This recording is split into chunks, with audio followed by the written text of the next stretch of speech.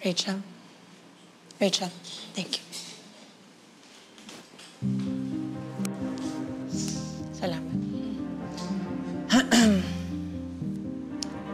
Itong mga nakaraang araw, maraming nabago sa buhay ko. Mga karanasan na hinding-hindi ko makakalimutan. Inakala ko na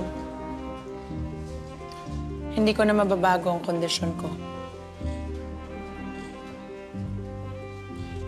Part of me even wanted to escape my medical condition, pero hindi naman pala pwede yun. What I did was to face it head-on. Naghanap ako ng paraan para masolusyonan ang aking problema. And I'm very happy to announce, magaling na ang mga mata ko.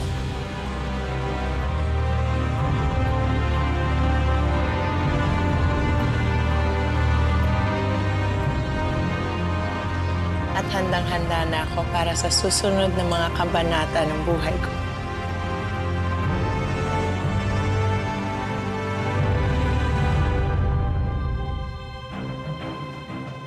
I think we should toast to that.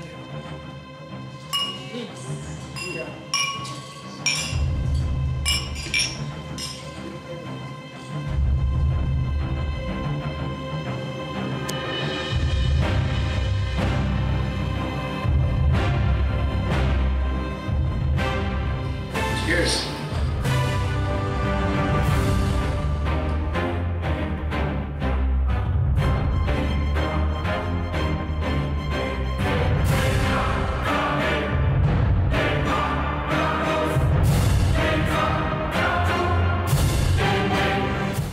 Carlo J. Caparas, lumuhod ka sa lupa.